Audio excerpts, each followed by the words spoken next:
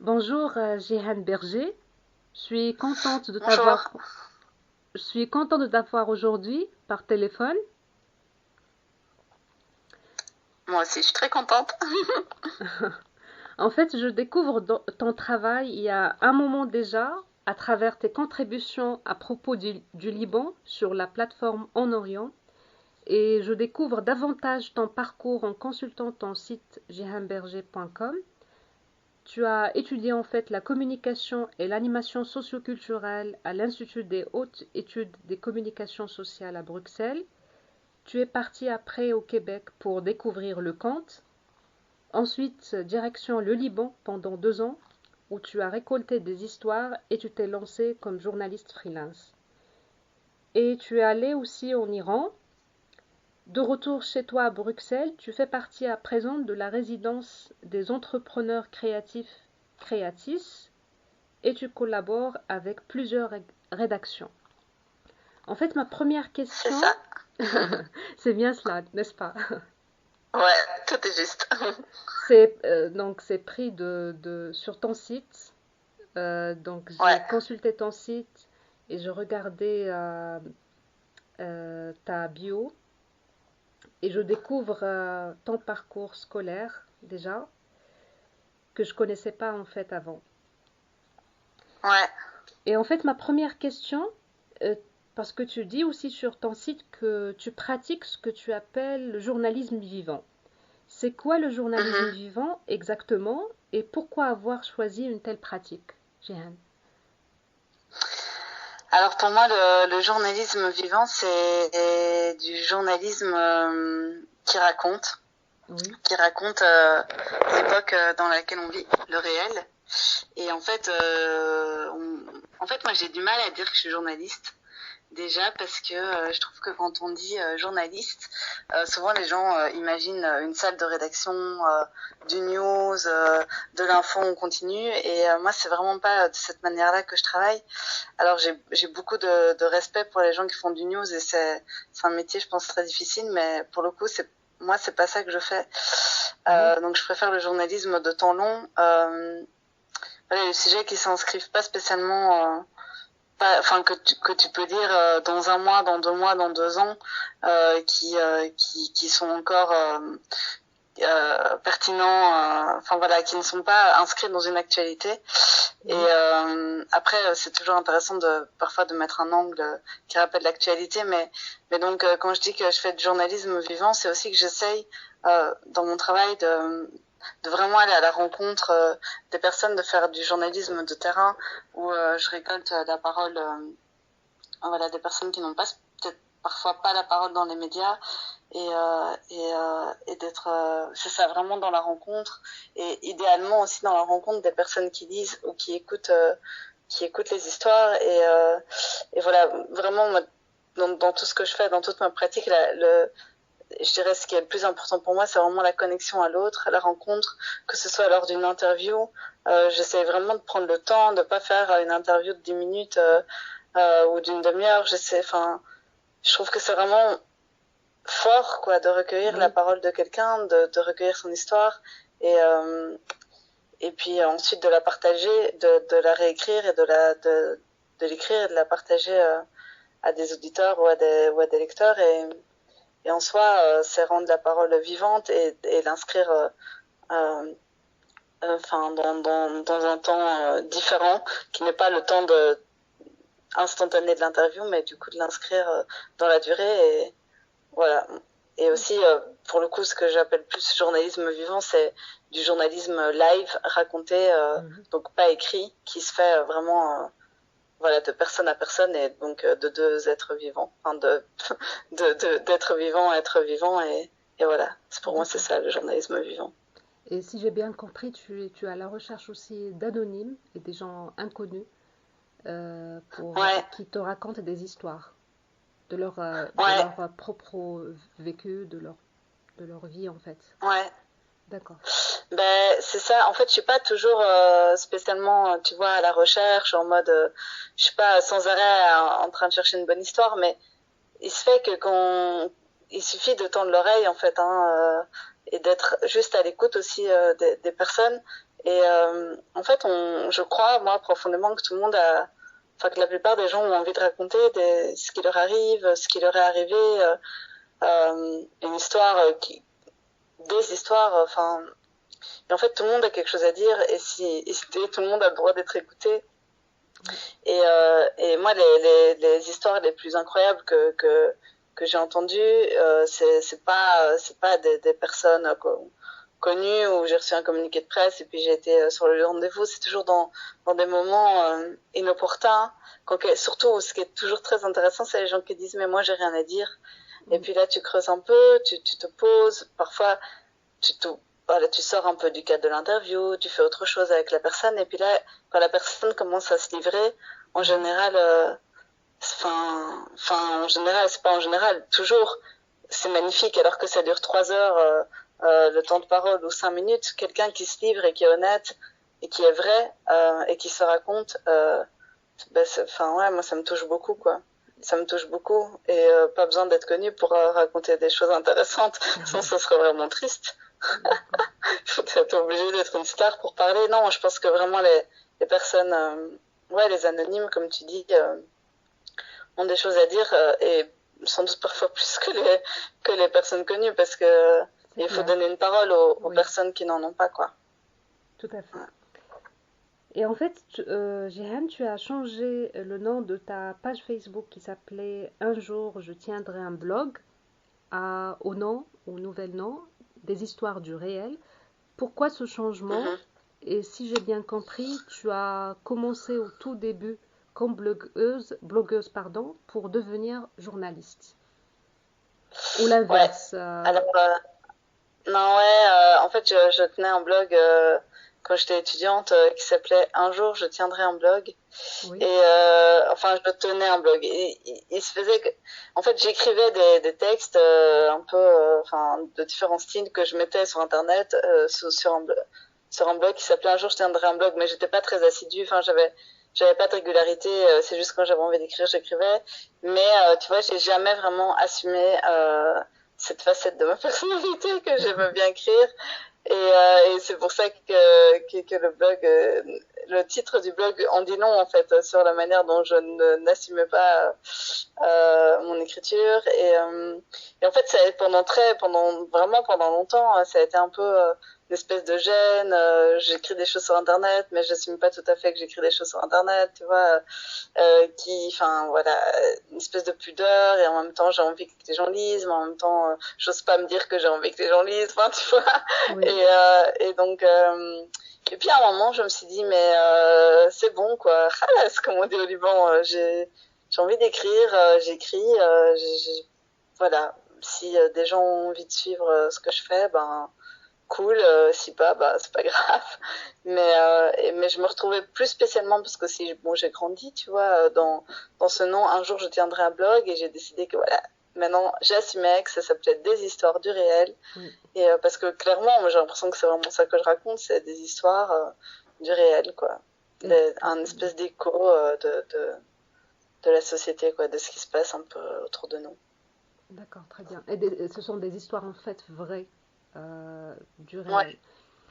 Et à part le journalisme vivant, j'apprends aussi sur ton site que tu te formes à l'art de l'oralité à l'École internationale du conte en Belgique, et que tu es en train de préparer ton projet de spectacle où tu vas raconter 3 pays en fait, où tu as voyagé sûrement, le Liban, l'Iran et l'Argentine. Et en fait, c'est à propos des identités multiples. Comment justement ces voyages et ces explorations ont façonné ton projet? Alors ouais, moi j'aime beaucoup voyager. J'ai commencé à voyager assez tardivement en fait, après mes études. Oui. Et vraiment en voyageant, j'ai grandi.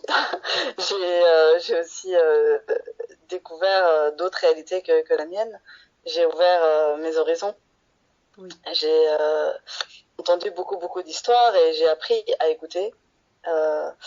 Et en fait, voilà, tous ces voyages, j'avoue que j'ai un peu enchaîné les voyages de manière, enfin, j'ai vécu 2 ans au Liban, mais les autres, c'était vraiment plus des voyages, mais donc plutôt sac au dos en itinérance. Et, euh, et en fait, en rentrant, il y a un an et demi en Belgique, enfin ouais, ça m'a pris du temps de digérer toutes ces rencontres, tous ces visages, toutes ces histoires que j'avais entendues. Et, je ouais, j'avais profondément envie de raconter, mais pas de raconter mon voyage, mais plutôt de raconter des personnes, de parler de personnes que j'avais rencontrées sur la route qui m'ont franchement bouleversée et qui m'ont apporté un autre regard sur la vie et sur l'histoire et sur la société et sur comment le monde est monde et donc et aussi en fait j'ai du coup mon projet de spectacle c'est de parler de ces rencontres mais de partir de moi et de ces rencontres pour parler de politique, d'histoire contemporaine, oui, et d'identité, parce que je pense que clairement notre génération, enfin voilà, on est de par la globalisation, enfin la mondialisation, on est au courant, enfin on est quand même fort connecté, ouais. Tu disais, pardon? Ouais, on est fort connecté et donc par toutes ces questions. Ouais, et c'est ça, et du coup, tu vois, le jour-là, tu me parles du Maroc, moi je suis à Bruxelles, et on a l'impression qu'on se connaît parce qu'on se connaît via les réseaux sociaux, et toi, t'as vécu ailleurs, moi j'ai vécu ailleurs, et à chaque fois que tu fais une expérience, que tu rencontres des personnes qui sont pas exactement comme toi, ben il y a une partie de cette personne qui rentre à l'intérieur de toi, et voilà, c'est des identités multiples, et je pense que, voilà, le monde dans lequel on vit va être de plus en plus multi-identitaire et c'est une super richesse en fait. Sauf qu'il y a encore des gens qui pensent enfin, qui luttent contre alors que c'est super beau. Enfin ouais, les rencontres, ouvrir ses horizons et se confronter et dire ah en fait voilà moi je voyais pas les choses comme ça. En fait je sais pas. En fait de se remettre en question en permanence. Enfin c'est la plus belle des gymnastiques de cerveau quoi, enfin pour moi en tout cas, et donc à travers ces rencontres ouais j'ai envie d'apporter un autre regard et de faire voyager les personnes, et en fait je pars enfin je romantise un peu hein, je les histoires, et c'est pour ça que le conte aide. Donc je parle d'amour et je parle de géopolitique dans la même phrase, quoi, si tu veux, dans mes spectacles. Et pour ça, le conte, en fait, c'est super parce que le conte déjà permet de connecter avec l'auditeur. Tout est basé sur la relation, donc vraiment pour le coup, ouais, la rencontre et la relation, c'est vraiment un peu la clé c'est mon moteur quoi dans la vie. Et, et le conte aussi travaille avec des images mentales. Donc le but c'est vraiment que la personne qui écoute se crée son petit cinéma, si tu veux, dans sa tête, et que tout ce que le conteur évoque soit des images, et en fait ça c'est super chouette quoi, parce que du coup l'auditeur est acteur de son propre film quoi. Et arriver avec quelques codes, genre le présent, les images, être toujours concret, être dans la relation avec le spectateur, ouais, moi je trouve que apprendre ces outils pour moi c'est vraiment super riche, et d'ailleurs parfois j'essaie de les appliquer à l'écriture quand c'est possible quoi, d'être la plus concrète possible pour que ouais pour créer des images et beaucoup de symbolique en fait, et parfois et alors arriver à parler au cœur des gens, et pour les sensibiliser justement en question d'identité, et pour de nouveau apporter voilà, une autre perspective sur c'est quoi le réel quoi, enfin c'est quoi ton réel toi aujourd'hui, c'est quoi le réel de cette personne qui vit en Iran. Alors bien sûr c'est le réel à un moment T de sa vie où nos routes se sont croisées, mais il n'empêche que, enfin moi je trouve qu'il n'y a rien de plus beau qu'essayer de se mettre un tout petit peu voilà dans le regard de l'autre quoi, essayer de comprendre un tout petit peu c'est quoi nos vies à chacun et chacune. D'accord. C'est peut-être un peu métaphysique là, mais... Et philosophique aussi. Ouais. On va parler à présent de la période du confinement, si tu veux, Jihan. Comme je Ouais, t'ai suivi un peu sur les réseaux sociaux et je remarquais en fait que tu es resté actif même en plein confinement. Tu es d'ailleurs l'une des fondatrices de la plateforme Solidaire Brussels. Peux-tu nous parler un peu de cette aventure, s'il te plaît? ouais. Alors, du coup, ben nous, le confinement, il a commencé le 13 mars. Mhm. Et c'est vrai que je sais pas moi, très rapidement quand la première ministre a dit qu'on pouvait plus sortir et tout ça, que tout était fermé, ben, j'ai pensé ben, à toutes, enfin voilà, à toutes les personnes qui étaient déjà isolées avant le confinement. Hein. Je me suis dit mais comment, enfin qu'est-ce qui va se passer quoi. Et du coup, enfin on était plusieurs à se dire ça en même temps et un groupe Facebook a été créé Oui. où mais tout ça s'est fait dans l'urgence hein, des premiers jours. Enfin, des premières heures, on ne savait même pas s'il allait avoir besoin d'aide.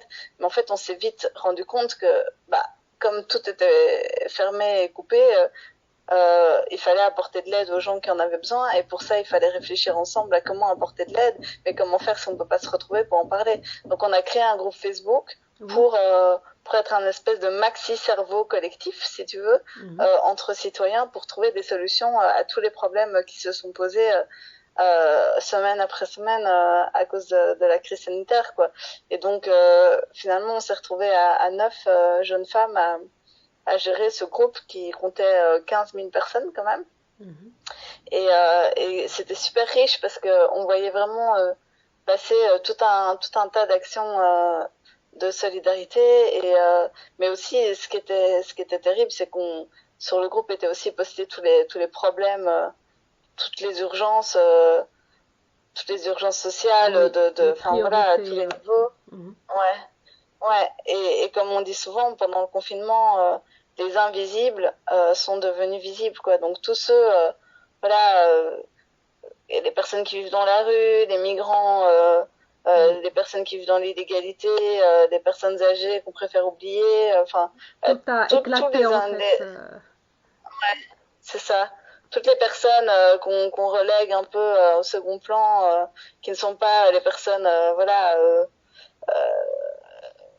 Pour qui enfin voilà, la société est dirigée par les dominants, quoi, on va dire, Oui. et les dominants étaient en sécurité et ceux qui sont devenus visibles, ben c'est les personnes qui avaient besoin d'aide. Et ceux-là, ben, sont devenus très visibles pendant la crise, quoi. Et, euh, et voilà, c'était quand même une expérience assez forte pour moi. Oui. C'était une bonne grosse claque dans ma tête, dans mon petit minois de privilégié, quoi. J'ai rencontré aussi ces filles avec qui on a fait le groupe et ça, c'était super riche. Et aussi, j'étais en contact avec plein de gens qui travaillaient sur le terrain avec les personnes précarisées. Voilà, franchement, c'était une expérience de dingue, quoi. Les 3 premières semaines, je ne faisais que ça, quoi. Je passais ma vie sur Facebook.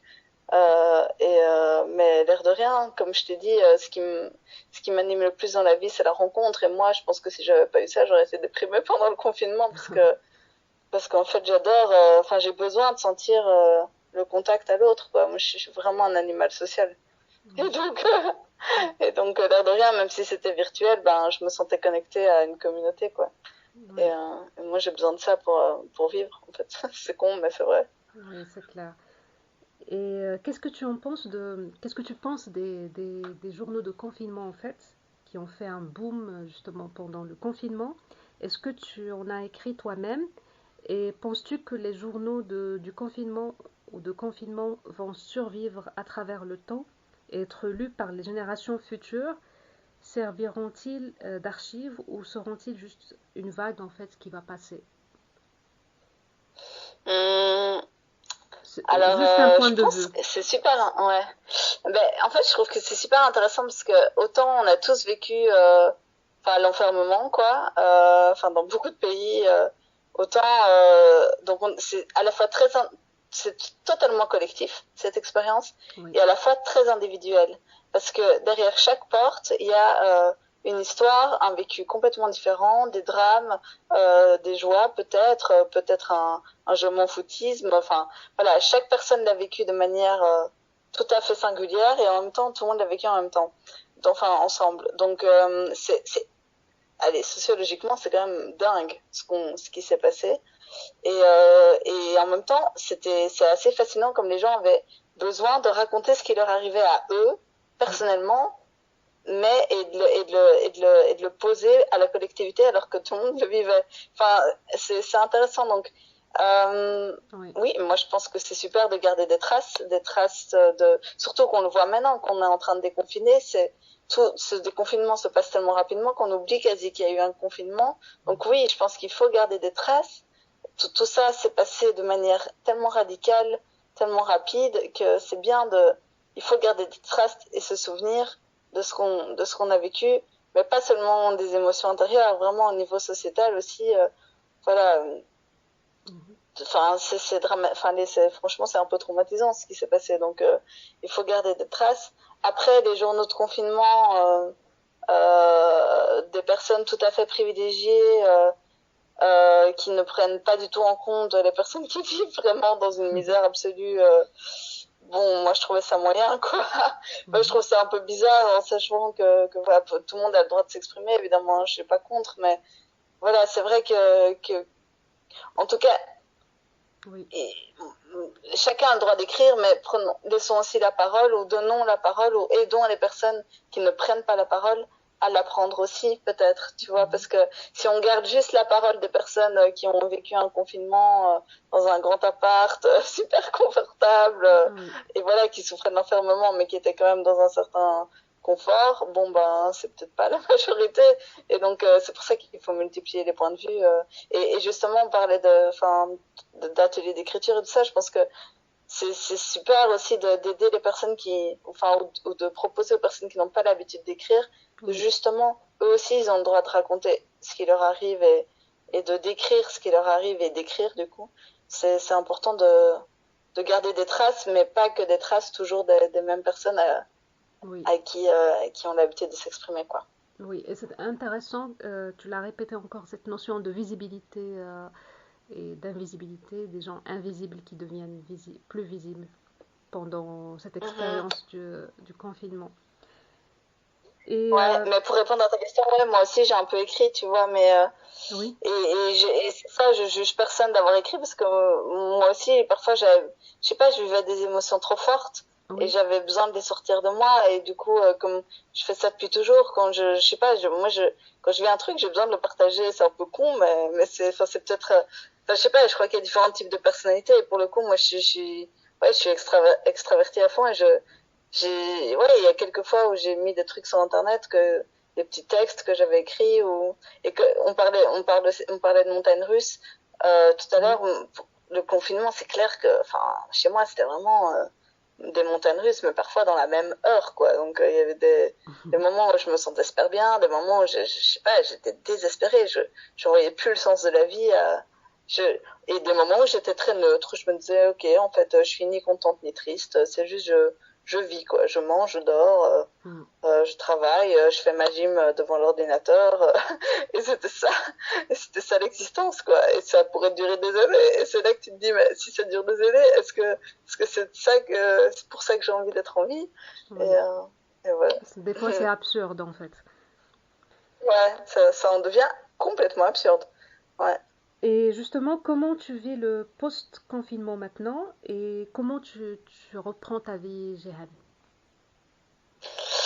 Ben, La du coup, vie moi, normale, disons, la ouais, vie presque ben, normale. ouais, j'adore.